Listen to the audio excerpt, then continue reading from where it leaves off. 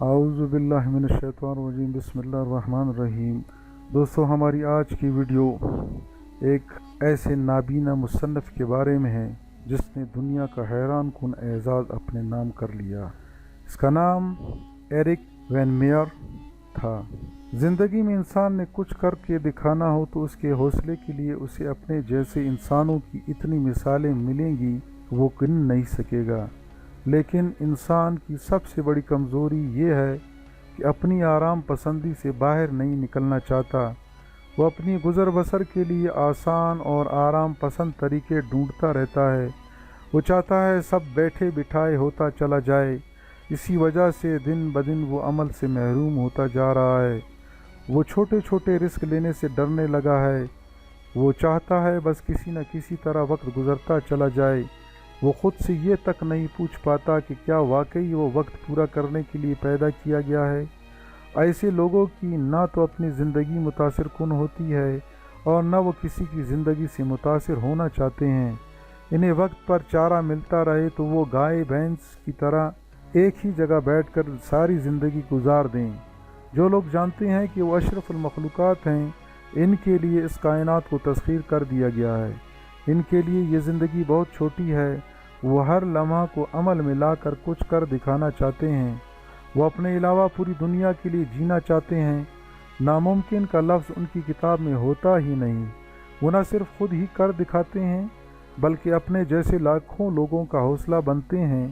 ایسے ہی حوصلہ پیدا کرنے والی ایک عظیم کامیابی کی مثال ایرک کی ہے۔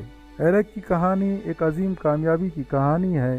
وہ 23 ستمبر 1968 کو امریکہ میں پیدا ہوا۔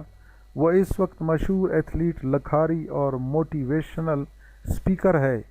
اس کی کہانی میں سب سے خاص بات یہ ہے کہ جب میراتھن میں بھاگا تو اپنے ساتھیوں کو دیکھنے سے قاصر تھا۔ جب وہ ریسلنگ رنگ میں اترا تو اپنے مخالف کو دیکھنے سے محروم تھا۔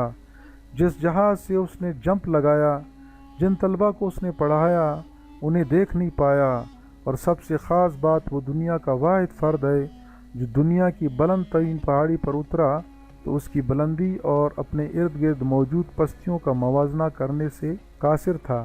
دنیا کی 7 بلند ترین چوٹیوں کو سر کرنے والا ایرک دنیا کو محو حیرت چھوڑ کر ریکارڈ پر ریکارڈ بناتا چلا گیا۔ آئیے دیکھتے ہیں کہ یہ سب آخر کیسے ممکن ہوا۔ اس نے جب ہوش سنبھالا تو اسے احساس ہوا کہ وہ نظر کی شدید کمزوری کا شکار ہے۔ چند فٹ سے آگے اسے کچھ بھی نظر نہیں آتا تھا۔ ڈاکٹرز نے بتایا کہ وہ چند ہی سالوں میں بالکل بینائی سے محروم ہو جائے گا۔ اس کے باوجود وہ انتہائی متحرک بچہ تھا۔ وہ اسکول کے ہر ایونٹ میں بھرپور حصہ لیتا تھا، کتاب کو ناک کے قریب لا کر پڑھنے کی کوشش کرتا، لیکن وقت کے ساتھ ساتھ اس کی نظر ساتھ چھوڑتی گئی۔ والدین نے اس کا بھرپور ساتھ دیا اور اس کو خود پر اعتماد کرنا سکھایا۔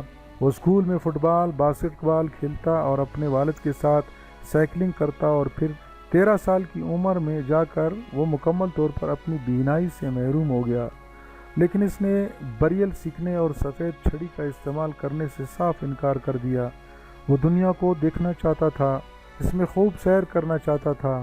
وہ اسکول کے زمانے سے ریسلنگ کا شوق رکھتا تھا، لہذا اس نے نیشنل ریسلنگ چیمپئن شپ میں باقاعدہ حصہ بھی لیا۔ 16 سال کی عمر میں اس نے اپنے لیے گائیڈ ڈاگ رکھ لیا۔ وہ والد کے ساتھ 16 سال کی عمر سے پہاڑوں پر لے جانے لگا اور ان کے ساتھ مل کر پہاڑوں پر چڑھنے کی کوشش کرتا۔ اسے احساس ہوا کہ یہ کام وہ بہت اچھے طریقے سے کر سکے گا، تو ایسے کو پیمائی سے محبت ہو گئی۔ انہی دنوں اس کی والدہ کا کار ایکسیڈنٹ میں انتقال ہو گیا۔ ایرک کے الفاظ میں یہ صدمہ اس کے لیے نابینا ہونے سے بھی ہزاروں گنا زیادہ تھا۔ یہ وقت اس کے لیے زندگی کا مشکل ترین وقت تھا۔ والدہ اس کا حوصلہ، اس کا اعتماد تھی۔ اسے لگنے لگا شاید اس کی دنیا ہی ختم ہو گئی ہے۔ اسے اپنی زندگی میں بہت بڑا خلا محسوس ہونے لگا۔ جب یہ سب والد نے زیادہ محسوس کیا تو وہ اسے اور باقی بھائیوں کو لے کر مختلف ملکوں مثلاً پیرو، اسپین، پاکستان اور دیگر ممالک لے گئی۔ ایرک نے نابینا افراد کے کیمپ میں شامل ہو کر اپنے جیسے نابینا لڑکوں کے ساتھ رہ کر بہت کچھ سیکھا۔ اس نے اپنے انسٹرکٹر سے سیکھا کہ کس طرح اپنے حسیات کو استعمال کرتے ہوئے اور دماغ میں تصویریں بنا کر کیسے آپ پہاڑوں کو سر کر سکتے ہیں۔ 20 سال کی عمر میں وہ کوپ ایم آئی کے حوالے سے بہت کچھ سیکھ چکا تھا۔ اس نے بوسٹن کالج سے انگلش اور کمیونیکیشن کے ساتھ گریجویشن مکمل کی۔ پھر وہ ماسٹر ڈگری کے لیے کیمبرج یونیورسٹی چلا گیا، جہاں فیس کے پیسے پورے کرنے کے لیے اس نے بہت جگہ نوکری کی کوشش کی، لیکن کسی نے بھی اسے رکھنے سے انکار کر دیا کیونکہ وہ نابینا تھا۔ وہ سخت مایوس ہوا۔ بالآخر وہ وہاں سے واپس آ کر ایک مڈل اسکول میں ٹیچر لگ گیا۔ اس تجربے نے بھی اسے زندگی میں آگے چل کر بہت فائدہ دیا۔ اگر وہ آرام پسند ہوتا تو زندگی یہاں رک بھی سکتی تھی، لیکن اس صورت میں آج آپ ان کی کہانی نہ پڑھ رہے ہوتے۔ اس نے اپنے ایک دوست کے ساتھ مل کر اپنے علاقے ایریزونا میں موجود پہاڑوں کو سر کرنا شروع کر دیا، اور وہ کچھ سال تک اسی کی پریکٹس کرتے رہے۔ پھر انہوں نے بڑے ایڈونچر کی غرض سے الاسکا جا کر امریکہ کی سب سے بڑی ماؤنٹین مکینلی سر کرنے کا فیصلہ کیا، جس کی بلندی 20,000 فٹ ہے، جو کہ ایک نابینا فرد کے لیے تو دور کی بات، ایک دیکھنے والے کے لیے بھی بہت مشکل ٹاسک تھا۔ لیکن ایرک نے اپنے 6 عدد پارٹنرز کے ساتھ مل کر اسے 19 دن میں سر کر لیا۔